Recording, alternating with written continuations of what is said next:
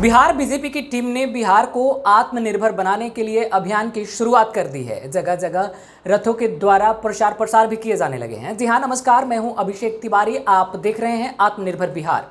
बिहार में विधानसभा का चुनाव अब काफी नजदीक है। ऐसे में सवाल यह बनता है कि आत्मनिर्भर बिहार का पूरा प्रोजेक्ट लेकर बीजेपी अब जनता के बीच जा रही है और बिहार को आत्मनिर्भर बनाने की बात को कह रही है। इससे जनता पर क्या प्रभाव पड़ेगा और क्या आत्मनिर्भर से अगर बिहार आत्मनिर्भर बनता है तो उससे कितना बिहार को फायदा होगा। तमाम ऐसे ही मुद्दों पर बात करने के लिए हमारे साथ हमारे वरिष्ठ सहयोगी रंजीत झा हैं। सर, सबसे पहला सवाल मेरा आपसे यही है कि आत्मनिर्भर बिहार से बीजेपी को कितना फायदा होने वाला है, बीजेपी क्यों ये प्रोजेक्ट लेकर जा रही है, क्या इससे बिहार वासियों को भी फायदा होगा? एक चीज़ इसके लिए आपको समझना पड़ेगा, जहां हम आत्मनिर्भर बिहार की जब बात करते हैं तो एक ऐसा बिहार हम देखते हैं जहां पे लघु उद्योग बहुत अच्छा हो, उद्यमी लोग हों, सेल्फ बिजनेस कर रहे हों, सक्सेसफुल हों, हर एक चीज़ हो। ऐसा नहीं है कि बिहार में ये चीज़ें हो नहीं रही थी, लोग अपना अपना काम कर रहे थे। इसका एक बेहतरीन उदाहरण मैं दूंगा आपको, फिर आप समझेंगे कि आत्मनिर्भर बिहार जो है वो धरातल पर कितना वास्तविकता क्या है उसकी, वो आप समझ पाएंगे। लॉकडाउन का पीरियड आपने भी झेला है, पूरे बिहार ने, पूरे देश ने झेला। इस दौरान क्या हुआ, जो रेहड़ी लगाने वाले, जो दुकान चलाते थे, छोटे छोटे स्कूल चलाते थे, कोचिंग संस्थान चलाते थे, ये सब आत्मनिर्भर थे, उनका अपना बिजनेस था। जब लॉकडाउन का पीरियड हुआ तो इन लोगों के ऊपर सख्ती बरती गई, ये चीज़ें बंद करा दी गई, कारण कोरोना था। लेकिन सरकार के पास इसका कोई बैकअप प्लान नहीं था। नतीजा यह हुआ कि जब लॉकडाउन का पीरियड धीरे धीरे हम लोग बाहर आने लगे, अनलॉक होने लगे, तो कई चीज़ें तो पटरी पे आ गई, लेकिन ये लोग बर्बाद हो गए। इनके पास कुछ नहीं बचा। कई लोग ऐसे हैं जो बेरोजगार हैं, घर में बैठे हुए हैं, स्कूल अभी भी नहीं खुला। बड़े स्कूलों की बात कर ले, उनके खर्च उस हिसाब से है, लेकिन वो आत्मनिर्भर थे। जो प्राइवेट स्कूल की हम बात कर रहे हैं, और जो छोटे स्कूल थे, जो छोटे छोटे स्तर पे चल रहे थे, उन स्कूलों में ऐसी स्थितियां हुआ करती थी कि महीने में फीस आया तो हम स्कूल का किराया भरेंगे या बैंक लोन भरेंगे, टीचर को पेमेंट करेंगे। एक स्कूल में 14-15 बच्चे पढ़ रहे थे, माफ़ कीजिएगा, बच्चे नहीं, शिक्षक थे जो पढ़ा रहे थे। तो उनका क्या हुआ, वो मैं इसी को मैं समझाना चाह रहा हूँ। ये आत्मनिर्भर बिहार जो है ये वास्तविकता कतई नहीं है। अगर आत्मनिर्भर बिहार बनाने का एजेंडा लेकर अगर आप बिहार में आ रहे हैं तो भाजपा को कम से कम आत्मनिर्भर बिहार 15 सालों में तो कुछ नहीं कर पाए, लेकिन अगर अब करना चाहते हैं तो इसके लिए कोशिशें ताबड़तोड़ करनी पड़ेंगी। बैकअप प्लान होना चाहिए कि अगर हम डैमेज होते हैं तो हम उनको संभालें कैसे। आप 20 लाख करोड़ के पैकेज की घोषणा कर देते हैं, लेकिन उसे जब आप लोगों के बीच जाए, पूछे कि आपको क्या मिला, मिला क्या किसी को? तो ये चीज़ें बहुत तकलीफदेह है कि चुनाव के वक्त आप आत्मनिर्भर बिहार की बात करने लगते हैं और जैसे ही ये चीज़ें खत्म होती हैं फिर लोग अपनी अपनी ज़िंदगियों में जद्दोजहद करने लगते हैं, लेकिन वो चीज़ें कभी सफल नहीं होती है जो आत्मनिर्भर बिहार की परिभाषा गढ़ती है। तो भाजपा को इसमें फ़ायदा होगा या नहीं होगा ये तो अलग मुद्दा बन जाएगा, लेकिन जनता इस बार समझदार है। इस बार नेता हो, मंत्री जी हो, विधायक जी हो, सबकी खोज खबर अच्छे से ली जा रही है। तो आत्मनिर्भर बिहार चुनाव के लिए जुमला है या यह हकीकत है, ये आने वाले समय में स्पष्ट रूप से पता चलेगा, लेकिन अब तक धरातल पर कुछ नहीं है। अभी फिलहाल बीजेपी की यह एक अहम प्रोजेक्ट है, क्योंकि जिस प्रकार से राष्ट्रीय अध्यक्ष जेपी नड्डा आकर शुरुआत करते हैं, पूरी बीजेपी महकमा ही जो बिहार टीम है इसी के पीछे लगी हुई है। जनता इसके बारे में तनिक भी रूबरू नहीं है। जनता को क्या मिल रहा है अभी? सौगात, वायदा, है ना, भरोसा, उम्मीद। बिहार तो बरसों से यही देख रहा है कि हमें भरोसा दिया जा रहा है, ये पुल बन रहा है, ये सड़कें बन रही हैं, ये उद्योग लगाएंगे, पलायन को रोक देंगे, कई चीज़ों को कर देंगे। तो अभी सरकार जब आती है, चाहे कोई भी पार्टियां जब चुनाव मैदान में उतरती हैं, उनके पास शिगुफे बहुत होते हैं, वादे बहुत होते हैं, वो कर जाते हैं, लेकिन जब पूरा करने की बात आती है तो लोग कहते हैं कि मैं 83 सालों से इंतजार कर रहा था कि कोसी महासेतु बन जाए तो मिथिलांचल और कोसी की दूरियां वो कम हो जाएं। तो बिहार में जहाँ तक बेरोजगारी की बात है तो चरम सीमा पर है, और शिक्षा चरम सीमा पर है। कई चीज़ों में हम लोग इंडिया में फिसड्डी हैं, ये वास्तविकता है। लेकिन जब हम इसकी बात करते हैं चुनाव के समय, जब नेताजी ऐसी ऐसी बातें कर देते हैं कि हमारे पास ये घोषणा पत्र है, हमारे पास हम ये चीज़ आपको दिखाने वाले हैं, तो इस पर शायद जनता भरोसा नहीं करती है। मजबूरी क्या है? जनता के पास विकल्प नहीं है। विकल्प नहीं है तो घूम फिर कर या तो नीतीश कुमार या तो तेजस्वी यादव। तो ये सारे मुद्दे यहाँ पे जनता के बीच जो भी आते हैं तो ये मुद्दे को मैदान में ले जाने वाले भी जानते हैं हम इसे कितना पूरा करेंगे, और जनता भी इतना समझदार है, जनता बेवकूफ़ नहीं है, जनता के पास सही विकल्प का इंतजार है। लेकिन प्रधानमंत्री एक के बाद एक शिलान्यास कर रहे हैं, एक के बाद एक योजना बिहार को सौगात के तौर पर दे रहे हैं, करोड़ों रुपए आ चुके हैं, तो इससे जनता को फायदा नहीं होगा? ये कोई नया नहीं है, योजना सौगातें जो भी दे रहे हैं ये तो ठीक है, आपने दे दिया, ये बनता कब है वो भी देखिए ना। आप डेडलाइन बनाते हैं कि 4 साल में हम इस प्रोजेक्ट को पूरा कर देंगे, 5 साल में पूरा कर देंगे, उसके लिए बजट 2000 करोड़, 5000 करोड़, 50,000 करोड़ हम प्रोजेक्ट बना देते हैं, लेकिन पेंडिंग हो जाता है, 15 साल लगते हैं, वो बजट फिर भागता है।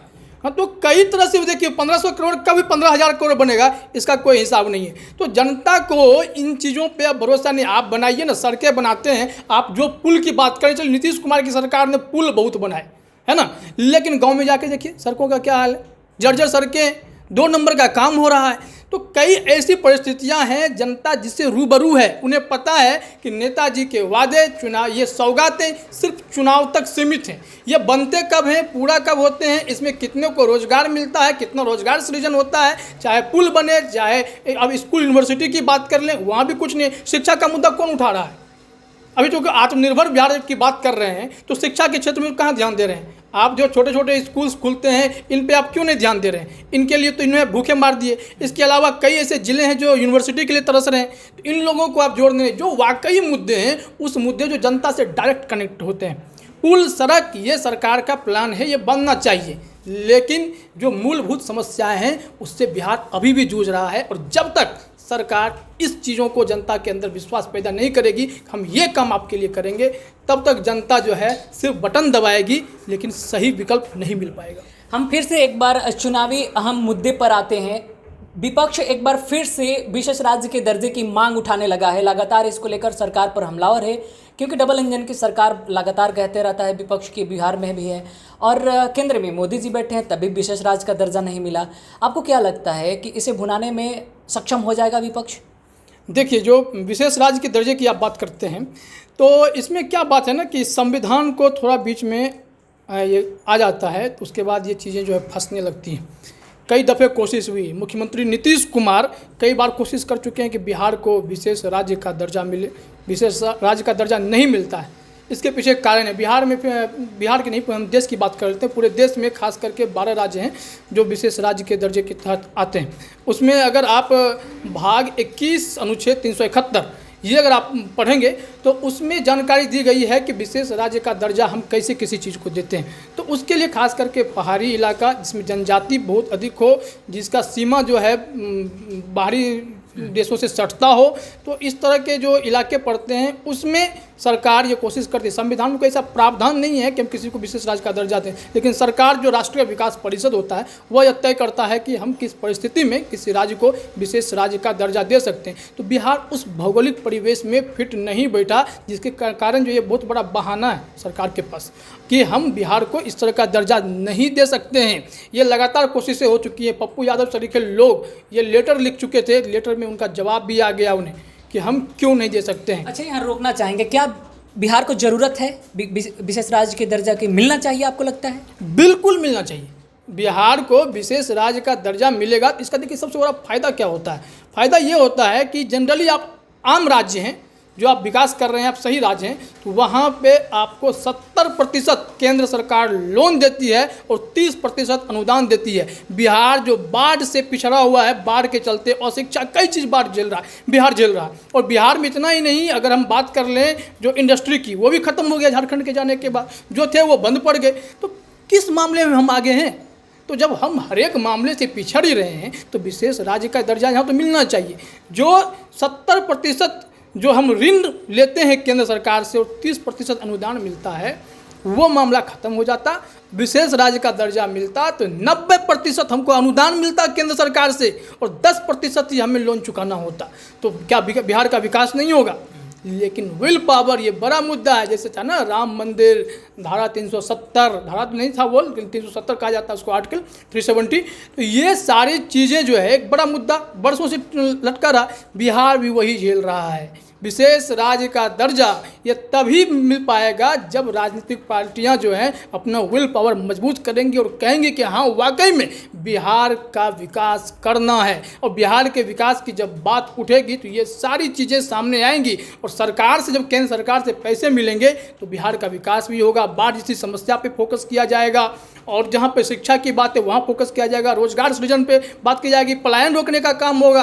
तो कई ऐसे बिंदु हैं जो विशेष राज्य का दर्जा मिलता तो बिहार का फायदा होता, बिहार के लोगों का फायदा होता। विपक्ष इसे मुद्दा बनाते रहेगा और सत्ता पक्ष जो है इसमें मजे लेते रहेंगे, लेकिन ये मामला फिलहाल तो लटका हुआ ही दिखाई पड़ता है।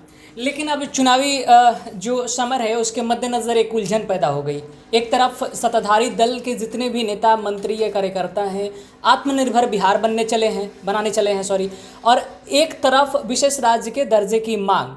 दोनों में आपको क्या लगता है बिहार को सबसे ज़्यादा फ़ायदा किससे होने वाला है, आत्मनिर्भर बिहार से या विशेष राज्य के दर्जा से?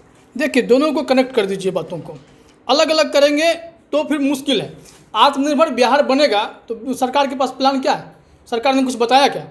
हम आत्मनिर्भर बना देंगे कह देना आसान है, लेकिन कैसे बनाएंगे? आप एमएसएमई की बात करते हैं कि हम इतना लोन देते हैं, स्टार्टअप है, आपके पास बहुत सारा प्लान है करने के लिए, लेकिन लोगों के लिए वो चीज़ें आसान नहीं है। आपके 20 लाख करोड़ जो कमर्शियल बताया गया कि ये सारी चीज़ें मार्केट में पैसे फैलेंगे, लोग बिजनेस करेंगे, काम करेंगे, लेकिन कोई नहीं कर पा रहा है क्योंकि आपके जो माध्यम आसान नहीं है, चीज़ें जो हैं उलझती हैं, फंसती हैं। तो विशेष राज्य का दर्जा आप दे दीजिए तो आत्मनिर्भर बिहार का प्रोजेक्ट भी आपका आगे बढ़ेगा, क्योंकि सरकार बिहार को पैसे देगी और 90% पैसा अनुदान मिलना तो चुकाना नहीं पड़ता, ये खर्च करना होता है। ये सरकारें खर्च करेंगी विकास कार्यों में तो बिहार आत्मनिर्भर कैसे नहीं बनेगा? रास्ता आसान होगा। और स्वाभाविक तौर पे जिस दिन बिहार आत्मनिर्भर बन जाएगा बिहार की इकोनॉमी सुदृढ़ हो जाएगी, शिक्षा लेवल जो है वो बढ़ेगा, बेरोजगारी खत्म होने की बात हो जाएगी, पलायन रुक जाएगा, तो बिहार का पैसा बिहार में रहेगा, बिहार विकास करेगा और देश में शायद अव्वल स्थान लेके बिहार आ सकता है। तो जनता को कैसे ये कन्विंस किया जाएगा, कैसे ये बताया जाएगा कि दोनों में जो समानताएं हैं वो इस प्रकार ही है, तो सरकार इसके लिए कितनी दोषी है? सरकार ही दोषी है, जनता सब समझती है। जनता हर एक चीज़ को समझती है कि हमें कौन झांसे में ले रहा है, कौन वादे कर रहा है और कौन वादा खिलाफी करेगा। जनता को पता है, जनता मजबूर है, विकल्प नहीं है, विकल्पहीन जनता दिखती है और नए नए चेहरे आते हैं, उस पर भरोसा नहीं जता पाती है जनता, क्योंकि ये कहीं ना कहीं इधर उधर से टूट के ही लोग बनते हैं, इसे भरोसा नहीं हो पाता है। तो कुल मिलाकर अगर देखा भी जाए तो विकास के चेहरे के रूप में नीतीश कुमार अपनी छवि बनाने में थोड़े बहुत तो सफल रहे ही हैं, लेकिन इस बार जनता का मूड क्या है वो तो आने वाला वक्त आपको बता ही देगा। जो ये है ना जनता के बीच विश्वास दिलाने का काम, वो सरकार जब तक नहीं चाहेगी जनता के अंदर विश्वास भी पैदा नहीं होगा। धन्यवाद सर। तो जिस प्रकार से आत्मनिर्भर बिहार को लेकर के पूरा ढिंढोरा पीटा जा रहा है, लगातार बीजेपी की टीमें ही, बिहार की जो टीम है वो लगातार अब इसी पर ध्यान देने लगी है, तो हमने आपको स्पष्ट करवाया कि आखिरकार किन परिस्थितियों में बिहार आगे आएगा, किन परिस्थितियों में आपका भला होने वाला है। नेताओं का तो वैसे भी होते रहता है।